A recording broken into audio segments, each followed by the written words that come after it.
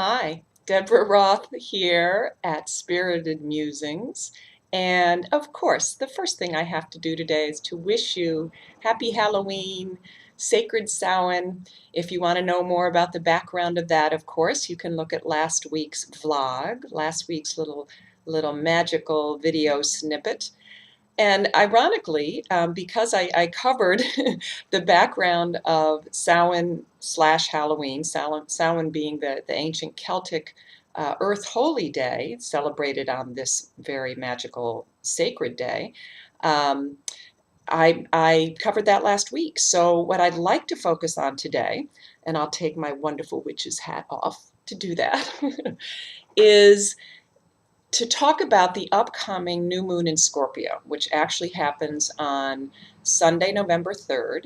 No accident. I always think it's quite wonderful when the ancients must have known what they were doing, or somebody did, the cosmos, the god, goddess, whoever, because the Scorpio time of year, of course, is always when Halloween, when Samhain falls. And Scorpio is the planet of death and rebirth. It's the planet of transformation. It's ruled by Pluto, who was the god of the underworld, to which Persephone journeyed to in her amazing myth, Greek myth, although if you read the patriarchal version of that, it has her being kidnapped. And there's a really wonderful feminist take on that, that she makes the journey voluntarily in order to separate from her mother and become a full-fledged queen. So, at any rate, for more background on Samhain, you can certainly check out last week's video. So, the new moon in Scorpio is a really, really powerful time to go deep. Scorpio is a water sign, and it's probably the most intense of the water signs. The other ones are Cancer and Pisces. Scorpions are known to be private types, very intense, very curious and probing, and they keep their energy close to the vest. Both of my sons, one of my sons is a Scorpio moon, the other is a Scorpio sun. So I've lived with Scorpio energy. Don't have a lot of Scorpio in my own chart for most of my life.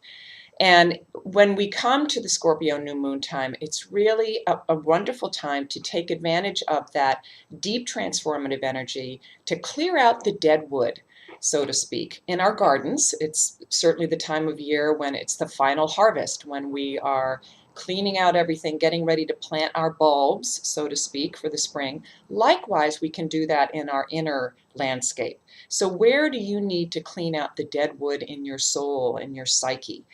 What habits, what things do you need to let go of as we move into these deepest, darkest weeks of the year, right before the winter solstice coming up on December 21st?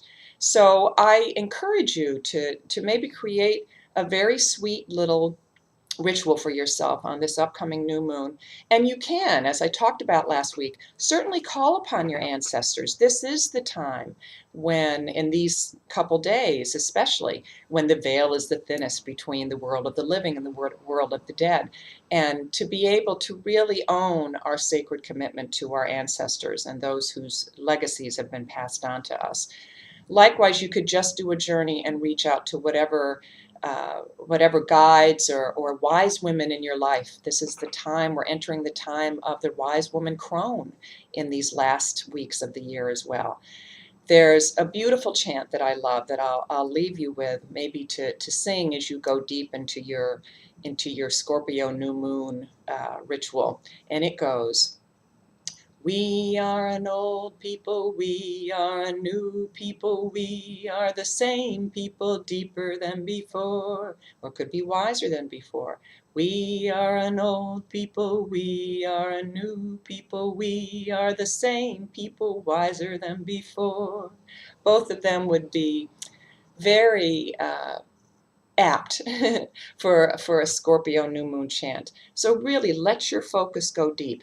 Don't obsess. That can be one of the downsides of Scorpio, but allow yourself to focus on what needs to be cleared out in your inner landscape and your outer landscape. And let me know what bubbles up from the depths. Happy Halloween and sacred, sacred Scorpio new moon. Bye for now.